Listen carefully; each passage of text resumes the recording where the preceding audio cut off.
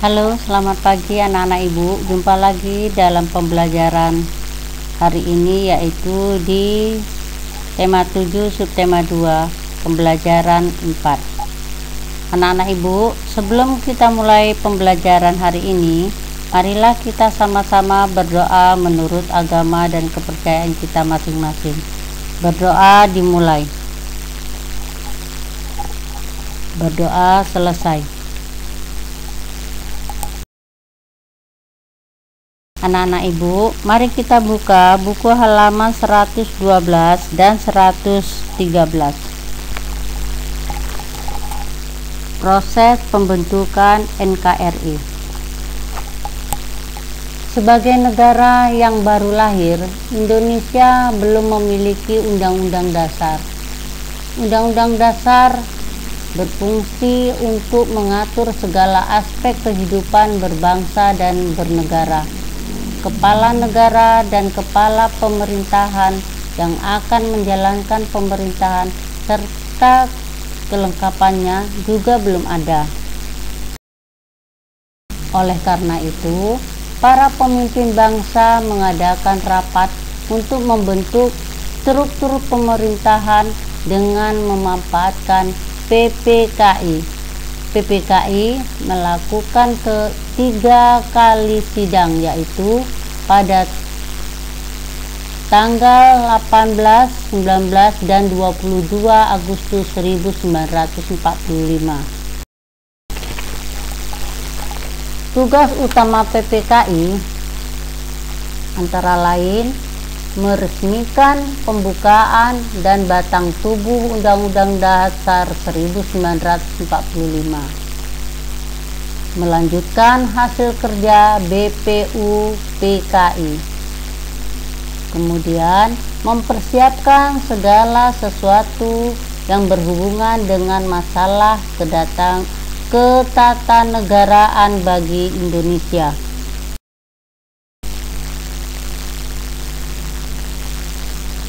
Keputusan sidang PPKI pada tanggal 18 Agustus 1945 yaitu menetapkan dan mengesahkan UUD 1945 atau Undang-Undang Dasar 1945. Kemudian memilih dan mengangkat Insinyur Soekarno dan Muhammad Hatta sebagai Presiden dan Wakil Presiden Indonesia. Sidang yang kedua pada tanggal 19 Agustus 1945 yaitu membentuk 12 kementerian dan 4 menteri negara, membagi Indonesia menjadi 8 provinsi: Sumatera, Jawa Barat, dan Jawa Tengah, juga Jawa Timur, Sunda Kecil, Maluku, Sulawesi, dan Borneo. Sidang tanggal 22 Agustus 1945 yaitu membentuk Komite Nasional Indonesia Pusat atau KNIP sebagai pembantu presiden sebelum lembaga negara sesuai dengan UUD 1945 terbentuk secara resmi. Membentuk alat kelengkapan keamanan negara yaitu BKR atau Badan Keamanan Rakyat.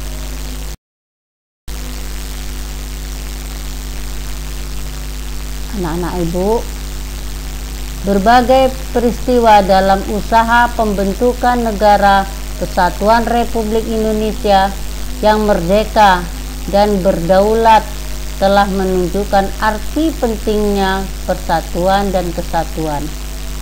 Bangsa Indonesia dibangun di atas keragaman dan perbedaan.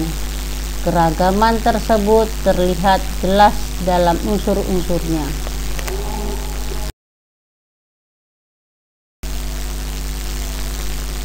Perlu kamu ketahui, unsur-unsur budaya, di antaranya religi atau kepercayaan. Terdapat 6 agama yang diakui di Indonesia, yaitu Islam, Kristen, Katolik, Hindu, Buddha, dan Konghucu. Unsur budaya mata pencaharian.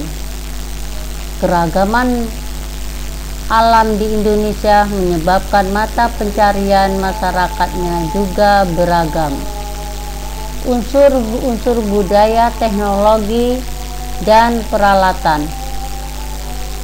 Teknologi yang sudah ada sejak zaman dahulu hingga sekarang seperti teknologi dan peralatan senjata,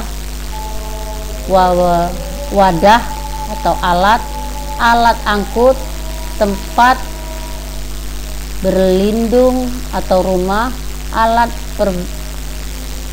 pembuat makanan dan minuman, serta pakaian.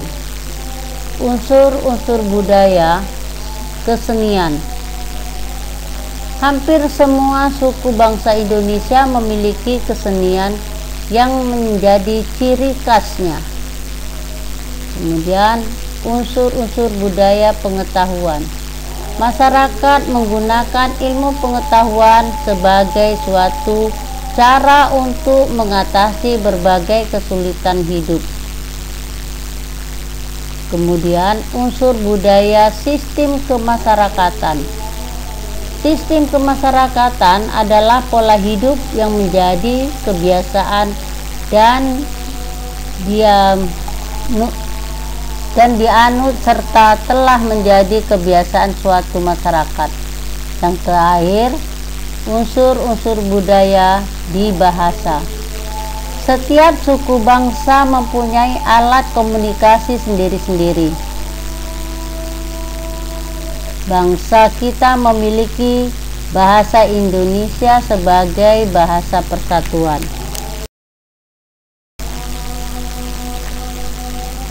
Anak-anak, perhatikan faktor penyebab keragaman budaya.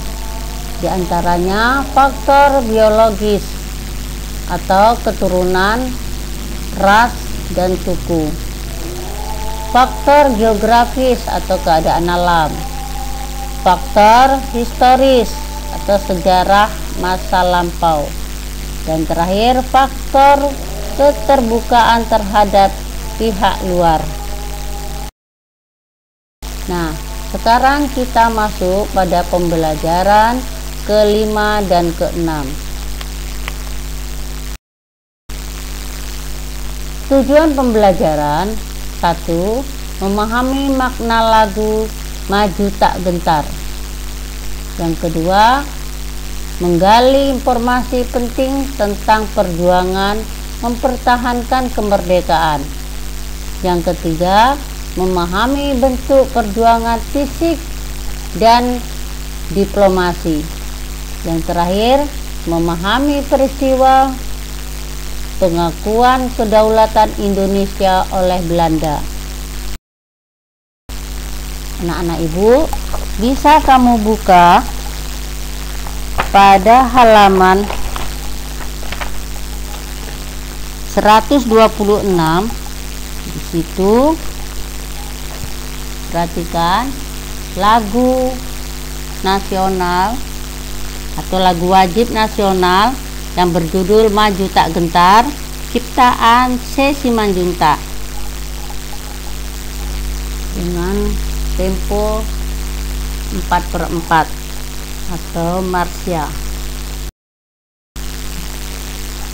Dari lagu Maju Tak Gentar dapat kita artikan, ya, lagu tersebut, lagu Maju Tak Gentar menggambarkan keberanian rakyat Indonesia dengan perlengkapan seadanya melawan Belanda yang bersenjata lengkap dan modern. Tetapi dengan jiwa semangat, lagu ini mampu membangkitkan perjuangan di garis depan.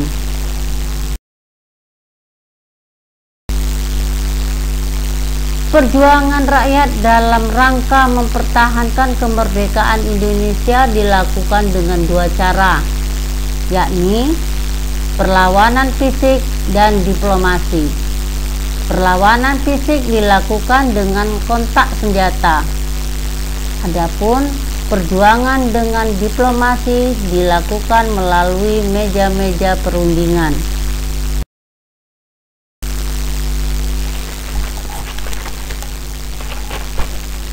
Perhatikan, perjuangan mempertahankan kemerdekaan itu ada dua cara, yaitu tadi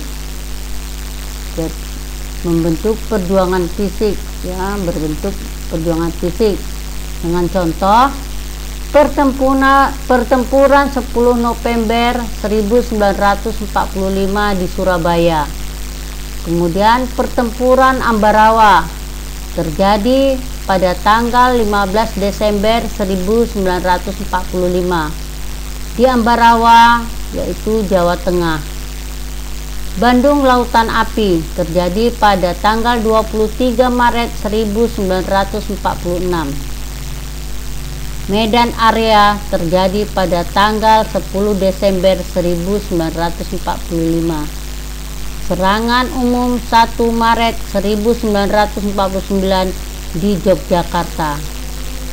Itu adalah contoh-contoh perjuangan fisik yang terjadi pada saat mempertahankan kemerdekaan. Sekarang berbentuk perjuangan diplomasi. Perjanjian Linggarjati pada tanggal 10 November 1946 di Linggarjati, Cirebon, Jawa Barat. Perjanjian Renville pada tanggal 17 Januari 1948 di atas kapal USS atau Renville milik Amerika Serikat. Perjanjian Rome Royal pada tanggal 17 April 1949 di Jakarta. Penandatanganan perjanjian Rome Royal adalah tanggal 7 Mei 1949. Pengakuan kedaulatan Indonesia dilaksanakan di Belanda dan di Indonesia melalui KMB atau singkatan dari Konferensi Meja Bundar. Wakil Indonesia yang menandatangani pengakuan kedaulatan di negeri Belanda adalah Dr. Andes Muhammad Hatta, dan wakil dari Belanda adalah Ratu Juliana.